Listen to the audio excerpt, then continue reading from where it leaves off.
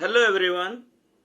Admission of a new partner में हम लोग अकाउंटिंग ट्रीटमेंट ऑफ गुडविल देख रहे थे, जिसमें हम लोगों ने लगभग सारे कंडीशंस जो कि admission of a new partner में गुडविल से रिलेटेड हो सकते हैं उनको देखा। आगे बढ़ने से पहले एक और टॉपिक है गुडविल से ही रिलेटेड, जो कि है हिडन गुडविल या इन्फर्ड गुडविल, गुप्त ख्याति, छुपी हुई ख्याति। Hidden goodwill, inferred goodwill. Sometimes the value of goodwill of the firm or goodwill share brought in by the new partner is not given in the question. कभी कभी ऐसा होता है कि प्रश्न में फर्म के गुडविल का वैल्यू नहीं दिया रहता, या नया साझेदार, नया पार्टनर गुडविल का जो हिस्सा लेकर आ रहा है वो क्वेश्चन में नहीं दिया रहता। ऐसी दशा में जब एक नए साझेदार का प्रवेश होता है, एक नया पार्टनर फर्म में एडमिट किया जाता है, तो गुडविल हिडन भी हो सकता है। हिडन गुडविल क्या है? फर्म का जो कैपिटल होना चाहिए on the basis of new partners capital to his share, नए साझेदार की जो पूंजी है और उसका जो लाभ में हिस्सा है, इसके आधार पर फर्म की जो कुल पूंजी, टोटल कैपिटल होनी चाहिए, और अभी वर्तमान में जो फर्म की पूंजी है आफ्टर ऑल एडजस्टमेंट, मतलब नए और पुराने पार्टनर्स सभी को मिलाकर फर्म की जो कैपिटल है और जो होना चाहिए on the basis of new partners capital, इसका डिफरेंस आपका हिडन गुडविल है। Hidden goodwill is the excess of total capital as worked on the basis of new partner's capital and his share in profit over the adjusted capital of existing partners, that is, old partners and capital of incoming partner. Hidden goodwill को हम लोग inferred goodwill या undisclosed goodwill भी कहते हैं, नहीं प्रकट की गई ख्याति या अप्रकट ख्याति। हिडन गुडविल कैलकुलेट करने का, मालूम करने का फॉर्मूला क्या होगा? Total capital of the new firm based on new partner share and capital, नए साझेदार का जो लाभ में हिस्सा है और जो उसकी पूंजी है, इसके आधार पर नए फर्म की कुल पूंजी, इसमें से माइनस किया जाएगा adjusted capital of the existing partners plus new partners capital, मतलब पुराने और नए साझेदार सभी को मिलाकर जो टोटल कैपिटल है अभी फर्म का, और नए पार्टनर के कैपिटल और उसके हिस्से के आधार पर नए फर्म की जो कुल पूंजी होनी चाहिए, इन दोनों का जो अंतर है वो गुडविल होता है, हिडन गुडविल होता है। या हम ये कह सकते हैं total adjusted capital based on new partners capital minus actual capital. ठीक है, फर्म की वास्तविक पूंजी को फर्म के समायोजित पूंजी में से एडजस्ट किया जाता है, तो डिफरेंस क्या होता है? गुडविल होता है। एक्चुअल कैपिटल का मतलब क्या हो गया? मतलब एग्जिस्टिंग पार्टनर और न्यू पार्टनर का जो कैपिटल है उसको बोलते हैं actual capital.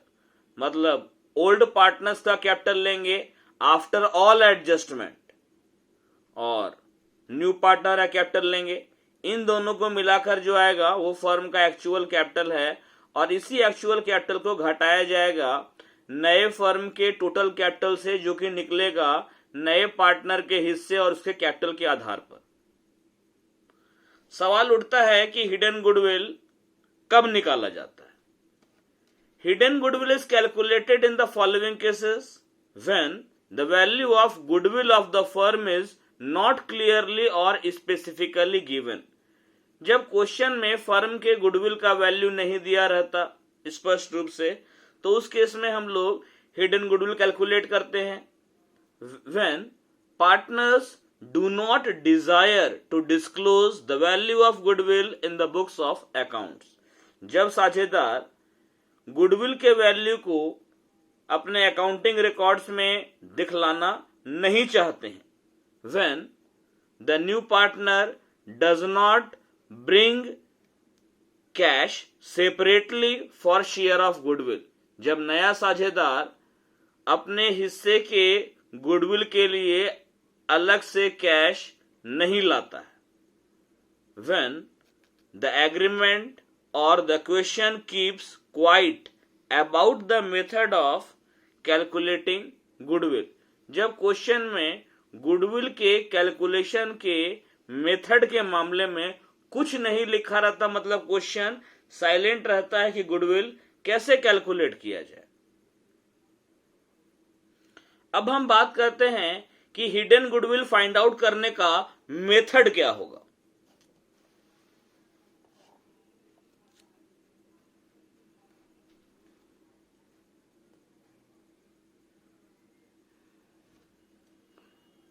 Method of calculating hidden or inferred goodwill.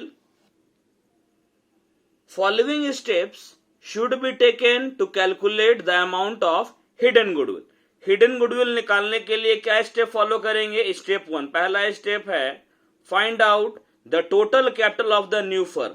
नई फर्म की कुल पूंजी हम मालूम करेंगे based on new partners capital, जो कि नए पार्टनर की पूंजी के आधार पर होगी। Total capital of new firm क्या होगा? न्यू पार्टनर्स कैपिटल, नए पार्टनर की जो पूंजी है उसको हम गुना करेंगे reciprocal of share of new partner, नए साझेदार का जो लाभ में हिस्सा है उसका जो व्युत्क्रम है उल्टा करके उसको हम गुना कर देंगे नए पार्टनर कैपिटल से। उदाहरण के लिए मान लीजिए if new partner brings ₹20,000 as capital for his 1/5 share, मान लिया कि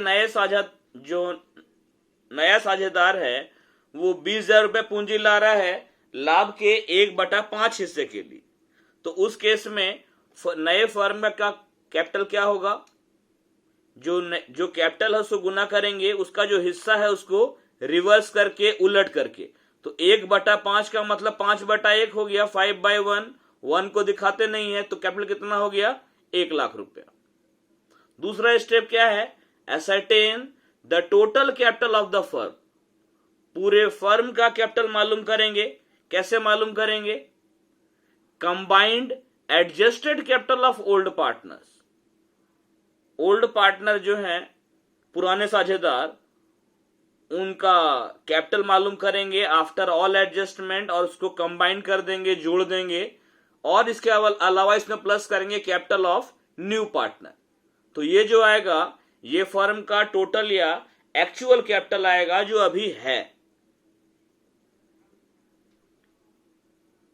और अगर मान लेते हैं क्वेश्चन में कैपिटल ना देकर एसेट्स और लायबिलिटीज दिया हुआ है, तो उस केस में ओल्ड पार्टनर का कैपिटल क्या होगा? एसेट्स और लायबिलिटीज का डिफरेंस, मतलब कैपिटल इक्वल टू हो जाएगा एसेट्स माइनस लायबिलिटीज या एसेट्स माइनस आउटसाइड लायबिलिटीज। हम लोग ये दो स्टेप तो देखे। पहला स्टेप है कि नए पार्टनर के कैपिटल के बेस पर पूरा मतलब नया फर्म का टोटल कैपिटल मालूम करेंगे। दूसरा स्टेप क्या है? फर्म का एक्चुअल कैपिटल मालूम करेंगे, मतलब ओल्ड और न्यू पार्टनर का कैपिटल आपस में जोड़ देंगे, ठीक है। और अगर कैपिटल नहीं दिया हुआ ओल्ड पार्टनर का तो एसेट्स और लायबिलिटीज का वैल्यू रहेगा, तो एसेट्स माइनस लायबिलिटीज जो होगा वही आपका ओल्ड पार्टनर का कैपिटल होगा। अब तीसरा स्टेप क्या होगा कि step number 1 minus step number 2, यानी कि नए पार्टनर के आधार पर जो नई फर्म की कुल पूंजी है उसमें से फर्म का एक्चुअल कैपिटल माइनस कर देंगे। Step 3 value of goodwill, total capital of the new firm on the basis of new partner capital minus combined capital of old and new partner, यानी स्टेप 1 माइनस स्टेप 2 जो करेंगे ये firm का goodwill का value निकलेगा। Clear है? अब इस पर हम लोग प्रैक्टिकल प्रॉब्लम देखते हैं। क्वेश्चन है A and B are partners with capitals of rupees 40,000 and rupees 30,000 respectively and share profits and losses equally. A और B 40,000 रुपए तथा 30,000 रुपए की क्रमशः पूंजी के साथ साझेदार हैं तथा लाभ हानि को समान अनुपात में बांटते हैं. They admit C for 1/5 share of profit. Way C को लाभ के 1/5 हिस्से के लिए शामिल करते हैं. C brings in rupees 20,000 as his share of capital. C जो है वो अपने हिस्से की पूंजी के रूप में 20,000 रुपए लाता है. Calculate the value of goodwill. इस क्वेश्चन में ए और बी ओल्ड पार्टनर्स हैं. ए का कैपिटल 40,000 है, बी का कैपिटल 30,000 है और इनके बीच का प्रॉफिट रेशियो क्या है? इक्वल है, यानी कि 1 ए का 1 बी का 1:1, यानी 1/2 ए का शेयर 1/2 बी का शेयर. नया पार्टनर सी है, उसका हिस्सा 1/5 है और कैपिटल वो कितना ला रहा है? 20,000. क्या निकालना है? गुडविल. ठीक है. सॉल्यूशन में सबसे पहले हम मालूम करेंगे नए पार्टनर के कैपिटल और उसके हिस्से के बेस पर नई फर्म का total capital. C gets 1/5 share. नया पार्टनर सी है, उसका हिस्सा 1/5 है and brings in rupees 20,000 as capital. इस कारण से टोटल कैपिटल ऑफ फर्म कितना हो जाएगा? नया पार्टनर का कैपिटल उसको इंटू करेंगे, उसका जो हिस्सा है उसको उलट करके रिवर्स करके, तो 1/5 के बदले 5/1 हो जाएगा. ये हमारा आ जाएगा 1,00,000 रुपया. ठीक है. अब निकालते हैं ज्वाइंट कैपिटल या combined capital of all partner. All मतलब सारे पार्टनर्स का, ए का, बी का और नया पार्टनर सी का. ए का कैपिटल 40,000 है, बी का कैपिटल 30,000 है और सी जो नया पार्टनर है उसका कैपिटल 20,000 है. 40, 30 और 20 जोड़ने पर कितना कैपिटल हो गया? 90,000. तो नए पार्टनर के बेस पर कैपिटल होना चाहिए 1,00,000 रुपया, लेकिन एक्चुअल में कितना कैपिटल है फर्म का? वास्तव में कितनी पूंजी है फर्म की? 90,000. इसी कारण से वैल्यू ऑफ गुडविल क्या हो जाएगा? 1,00,000 माइनस 90,000, 10,000 रुपया. क्लियर है? ठीक है. नॉर्मली हम लोग इस मेथड का इस्तेमाल तब करते हैं जब नया पार्टनर अपने हिस्से के गुडविल का पैसा कैश में नहीं लाता है.